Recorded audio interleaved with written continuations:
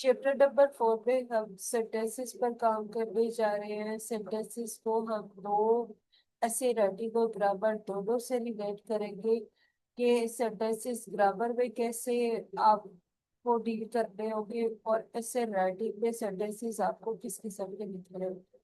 Through out the chapter हम sentences पर ऐसे राइटिंग और ग्रामर दोनों पर पैरेलल काम करेंगे। सबसे पहले तो सेंटेंसेस के बारे में आपको बता दें कि एक जो सिंपल सेंटेंस होता है उसके बेसिक थ्री इंग्रीडियंट्स होते हैं। पहला सब्जेक्ट, फिर वर्ब और तीसरा थॉट, जो एक सेंटेंस को सेंस देता है और सेंटेंस को कंप्लीट करता है। जैसे यहाँ पर हमारे पास एक एग्जांपल है, eleven to notes on reading. Eleven subject है, टू वर्ब है और नोट्स ऑन रीडिंग जो है ये थॉट है जो सेंटेंस को कंप्लीट कर रहे हैं।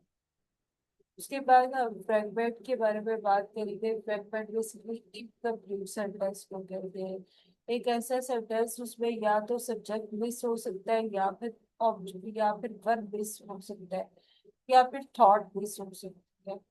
तीनों में से कोई एक चीज मिस होगी तो सेंटेंस जो है वो फ्रैगमेंट कहलाता है। एक जो सिंपल सेंटेंस होता है, यहाँ पर सेंटेंस को, सिंपल सेंटेंस जो होता है वो या तो उसे फुल स्टॉप से कंप्लीट किया जाता है। और सेंटेंस की बेसिकली सिंपल सेंटेंस की चार टाइप्स होती है। एक स्टेटमेंट, कमांड, क्वेश्चन और एक्सक्लेमेशन। स्टेटमेंट वो होता है स्टेटमेंट जिसमें स्टेटमेंट को भी क्लोज किया जाता है फुल स्टॉप से। कमांड जिसपे आप डायरेक्शन दे रहे हो या किसी को कमांड कर रहे हो, तो या किसी को ऑर्डर कर रहे हैं, तो वो भी फुल स्टॉप से क्लोज होएगा। Question sentence definitely question mark से क्लोज होएगा। और एक्सक्लेमेशन जो होता है वो साइन ऑफ एक्सक्लेमेशन के इस तरह के साइन से क्लोज होता है। आप में से क्या मुझे कोई बता सकते हैं कि एक्सक्लेमेशन होता क्या है?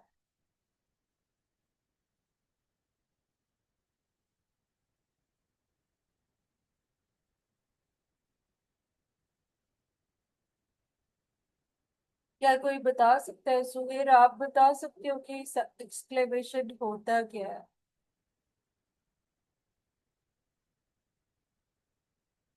आप सबको मेरी आवाज आ रही है? हेलो। यस मैम, आ रही है। तो फिर मुझे बताओ ना, एक्सक्लेमेशन क्या होता है?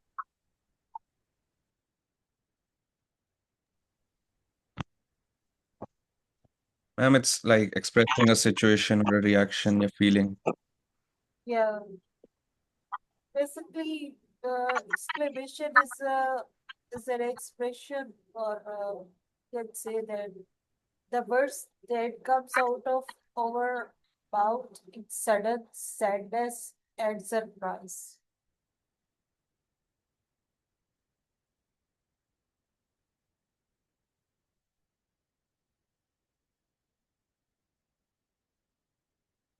और इसके साथ यहाँ पर एक क्वेश्चन है आपसे। अच्छा, यहाँ पर सेंटेंस के बारे में मैं आपको बता दूं कि सेंटेंस को अगर हम यहाँ पर ऐसे राइटिंग से रिलेट करते हैं, तो एक चीज आप अपने माइंड में क्लियर कर लें कि अगर ये ग्रामर में काम करेगा तो आपको पंक्चुएशन आ सकती है। लाइक आपने फुल स्टॉप ऐड करना हो सकता है, उसमें एक्सक्लेमेशन क्वेश्चन मार्क ऐड करना हो सकता है। और इसके अलावा ये आपको थ्री क्वेश्चंस हैं जो आपको शो करे कि सिंपल सेंटेंस ग्रामर में कैसे काम करेगा। अगर आप उसे ऐसे राइटिंग से रिलेट करते हैं, तो ऐसे राइटिंग में आपको आइडिया होना चाहिए कि ऐसे राइटिंग में एक जो सेंटेंस है वो 7 to 10 वर्ड्स का होगा, इससे कम वर्ड्स का सेंटेंस नहीं हो सकता। चले, यहाँ पर अगर आपके सामने this useful and convenient dash be your for only pennies a month, तो यहाँ पर आप कौन सी ऑप्शन चूज करेंगे? Yes Suhail, which option you will choose for this sentence?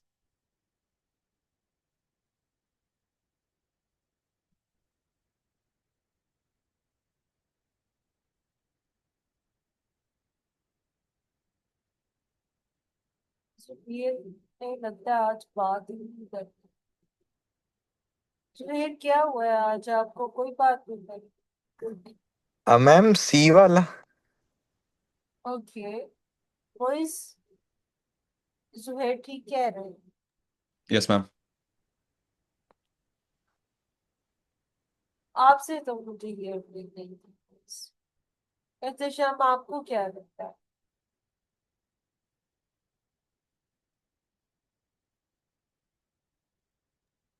Ehtesham,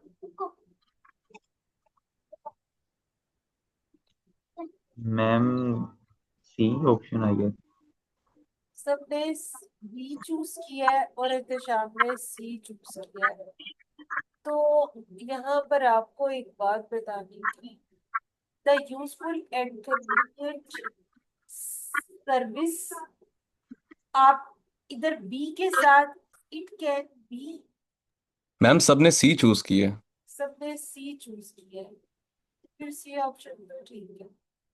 yes, चले फिर सेकंड ऑप्शन, सेकंड लेसन में चलते हैं।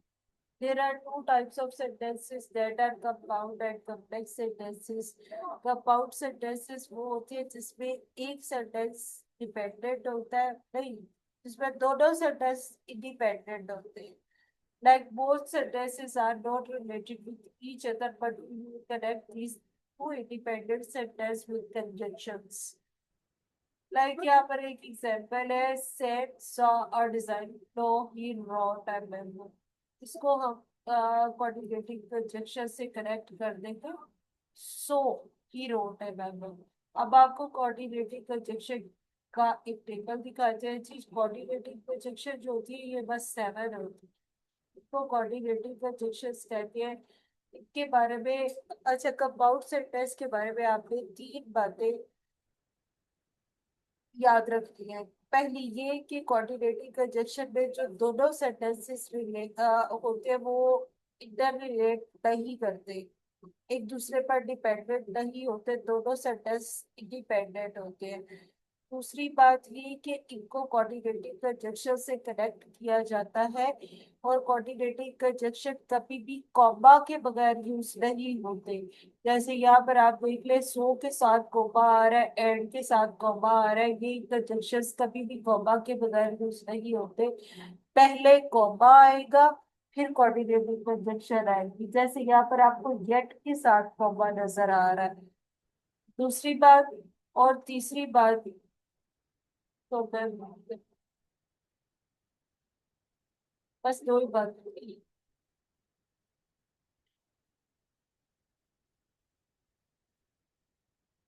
चले यहाँ पर देखते हैं। Air couriers fly on the major. Sometimes they can't check any baggage of their own. यहाँ पर आप कौन सा जो है वो चूज करेंगे आप?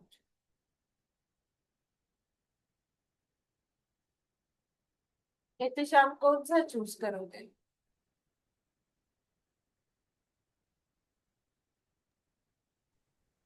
Ma'am A option. कोई एहतशाम ठीक कह रहे हैं। Yes, ma'am. फिर सुनील को भी ये ठीक लगेगा, इसलिए हम कॉम्प्लेक्स सेंटेंस पे जा रहे हैं। और ये रहे हमारी कॉम्प्लेक्स सेंटेंस। और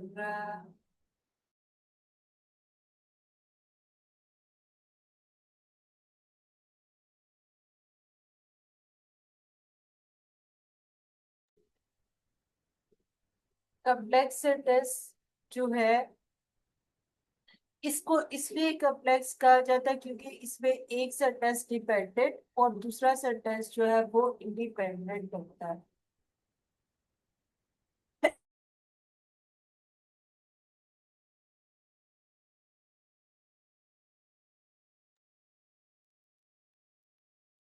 एक सेंटेंस डिपेंडेंट होता है, दूसरा सेंटेंस इंडिपेंडेंट होता है। जस्ट लाइक दिस, हमारे पास यहाँ पर एग्जाम्पल है। Teachers went on strike because their pay was too low. Teachers went on strike ये इंडिपेंडेंट सेंटेंस है, दूसरा सेंटेंस जो है इससे रिलेट कर रहा है। इसके बारे में है, इसके ऊपर डिपेंड कर रहा है, तो ये डिपेंडेंट सेंटेंस होगा। कब कॉम्प्लेक्स सेंटेंस के बारे में जो बातें हमने याद रखनी है, सबसे पहली बात ये कि ये एक डिपेंडेंट और दूसरा डिपेंडेंट सेंटेंस से मिलकर बनता है। दूसरी बात ये कि इसमें सबऑर्डिनेटिंग कंजंक्शंस यूज होते हैं, और सबऑर्डिनेटिंग कंजंक्शंस का टेबल रहा ये बहुत सारे होते हैं, इसके अलावा भी हो सकते हैं। और सबऑर्डिनेटिंग कंजंक्शंस के साथ कॉमा और कंडीशन आता है, वो किस किस कंडीशन पे आता है वो यहाँ पर हम स्टडी करेंगे। यहाँ पर अगर आप देखें,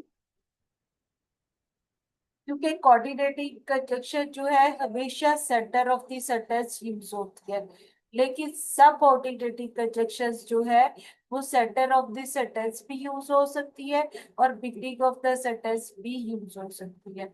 अगर आप यहाँ पर देखें तो ये beginning of the sentence use हुई है, why teachers were not wicket like kids stayed home.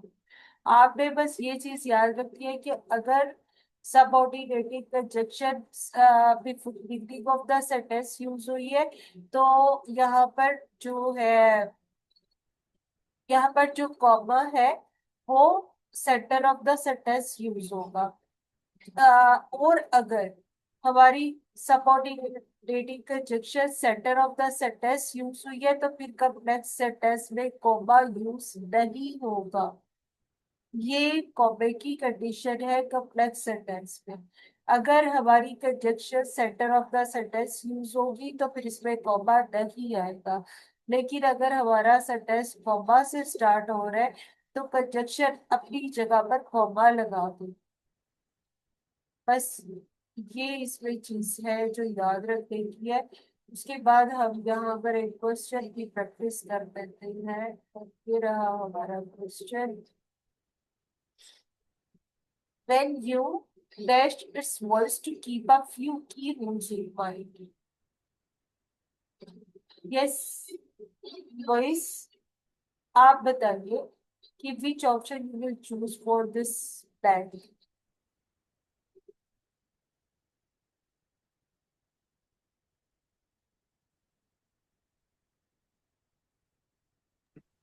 Ma'am B.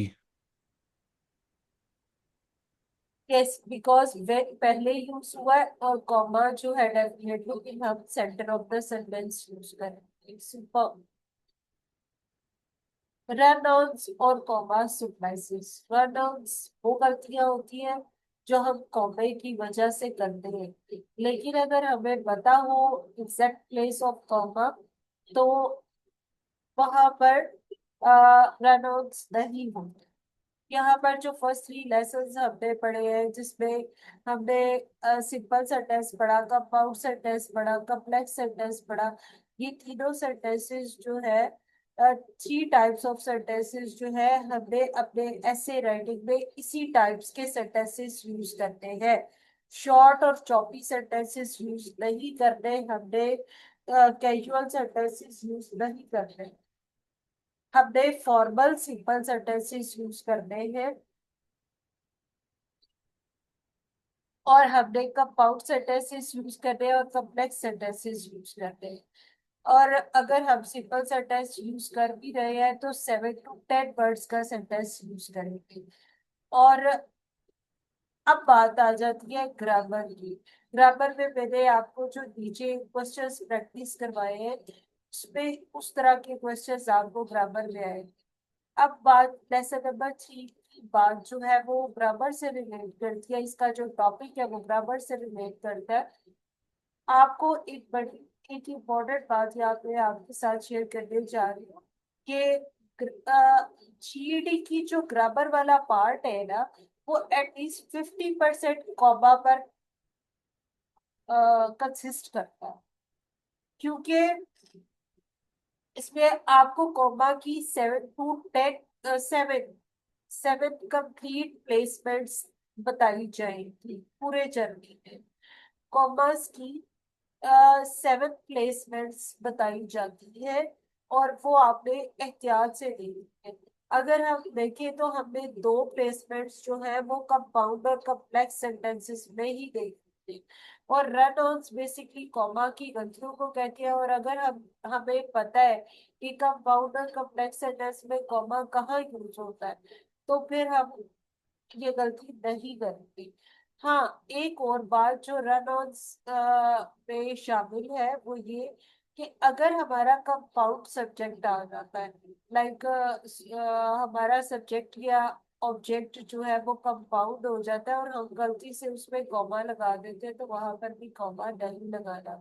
Like Ali and Zara, Ali and Zara जो है वो कंपाउंड सब्जेक्ट है, वहां पर एंड के साथ कॉमा नहीं आएगा।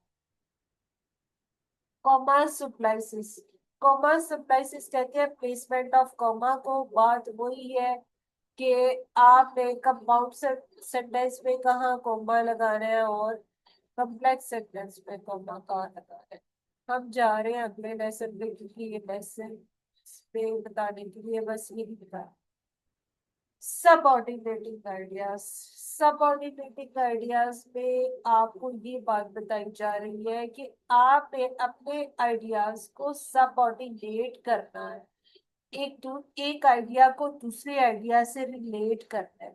और जब आपने एक आइडिया को दूसरे आइडिया से रिलेट करना होता है ना, सबऑर्डिनेट करना होता है, तो आपको कॉम्प्लेक्स सेंटेंस की जरूरत होती है। और कॉम्प्लेक्स सेंटेंस में आपको प्लेस ऑफ कॉमा जो है वो 100% क्लियर होना चाहिए। यहाँ पर वो खुद कह रहे हैं कि शॉर्ट और चौकी सेंटेंसेस मत लिखना, कॉम्प्लेक्स सेंटेंस लिखना, ऐसे राइटिंग में कंपाउंड सेंटेंस लिखना। और इसके अलावा क्या बात बता रहे हैं?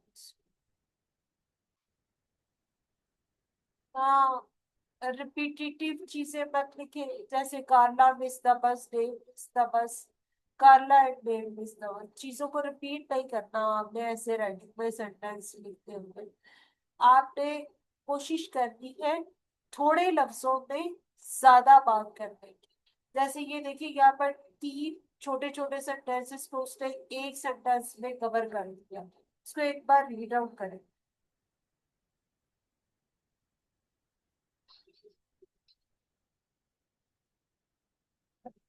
और उसके बाद यहाँ पर ओके, नेक्स्ट लेसन पे चलते हैं। मॉडिफाई आइडियाज, आइडियाज को मॉडिफाई करने के लिए हम लोगों को एडजेक्टिव और एडवर्ब अपने सेंटेंस में ऐड करना होती है। लाइक अगर आपने फ्रेंड लिखना है तो गुड फ्रेंड लिख लो यार, मतलब आप थोड़ा सा फॉर्मल हो जाए। कॉमन और कैजुअल रूटीन को छोड़कर आपको थोड़ा सा फॉर्मल होना पड़ेगा।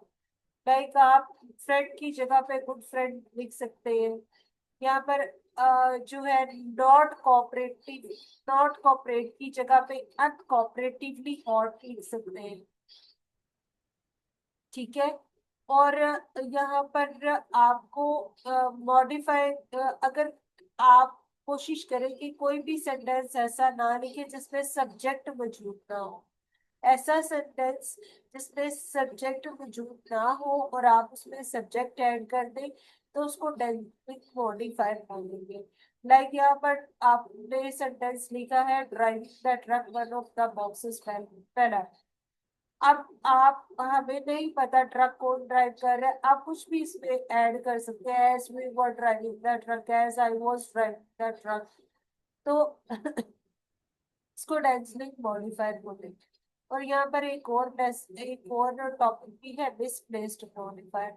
अच्छा, ये गलती नॉर्मली बच्चे करते हैं ऐसे राइटिंग में कि आपने जिस वर्ड को मॉडिफाई किया है या जिस वर्ड को डिस्क्राइब किया है, वर्ड कहीं और होता है, उसके डिस्क्रिप्शन जाके कहीं और डाल देते हैं। Like the moving pen was just large enough that we rent. भाई वैन आपने रेंट पे लिया है तो रेंटिड को भी वैन के साथ लिखिए, उसकी जगह से नहीं करना। उसके बाद हमारा लास्ट लेसन है तो चैप्टर नंबर 4 का, वो है पैरेलल सेंटेंसेस। पैरेलल सेंटेंसेस में हमें ये करना होता है कि इसमें अगर आपको सीरीज ऑफ सेंटेंसेस या सीरीज ऑफ वर्ड्स लिखने पड़ जाते हैं, तो उसमें आपको ये करना होता है कि आपको उसमें अपना जो वर्ब है उसको सेम लेवल पे रखना होता है, पैरेलल रखना होता है। जैसे यहाँ पर देखिए उसने क्या किया है, ईट, Jim wants to eat less, exercise more, and be getting more. Eat present indefinite, exercise indefinite, और getting में progressive, मतलब आईएनजी लगा दिया। हमने आईएनजी नहीं लगाना है, अगर हमने यहाँ पर इंडेफिनिट यूज किया है तो इंडेफिनिट में ही रहेंगे।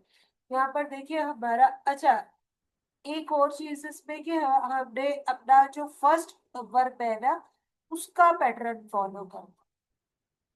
जैसे यहाँ पर वॉकिंग है, प्रोग्रेसिव है, और यहाँ पर उसने डेफिनेट कर दिया।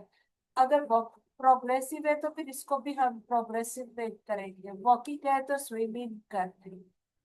और इसके अलावा जो है एडवर्ब्स भी, अगर हमें सम टाइम एडवर्ब्स की सीरीज लिखनी पड़ जाती है तो सारी सीरीज पैरेलल होनी चाहिए। जैसे स्लाउली, सेंसिबली एंड बी केयरफुल, तो स्लाउली, सेंसिबली एंड केयरफुल। जैसे यहाँ पर देखिए उसने वेट लिखा है, पास्ट पास्ट वर्ब लिखा है, यहाँ पर बॉट ये भी पास्ट वर्ब है, और यहाँ पर क्या किया है, प्रेजेंट पार्टिसिपल कर दिया, यानी डोइंग कर। तो हम इसको डोइंग में डिड कर, बस इसमें आगे ये चीजें पैरेलल होगी। और यहाँ पर चले वॉइस का और इख्तिशाम का, यहाँ पर एक छोटा सा टेस्ट लेते हैं, ये कितना समझ आया। ये वाला sentence, she thinks the kids father is irresponsible, lazy and doesn't care about them। क्या होगा वॉइस यहाँ पे?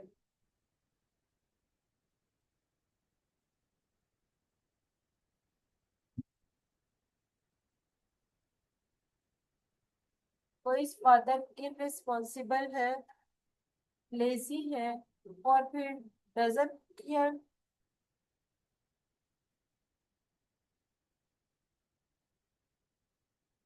आप सीरीज को पैरेलल करने के लिए केयर के साथ क्या करेंगे?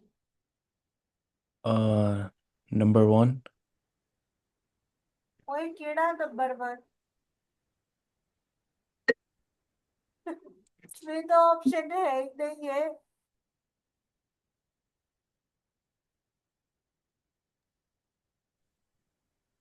नहीं, मुझे समझ नहीं आई क्वेश्चन की फिर। वॉइस, लुक, यहाँ पर हमने सीरीज को पैरेलल करना है, ठीक है।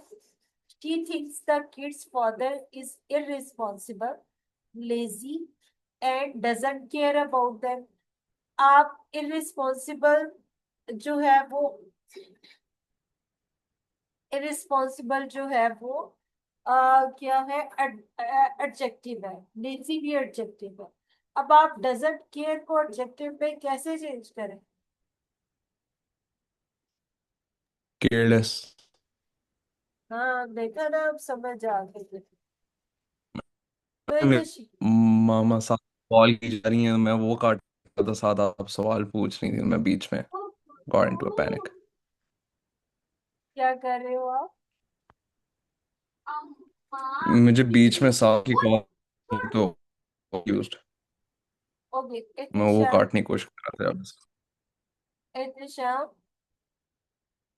she would like putting her kids in a better school and to get a better job। अब यहाँ पर पुटिंग जो है वो प्रोग्रेसिव है, तो आप यहाँ पर प्रोग्रेसिव किसको करेंगे?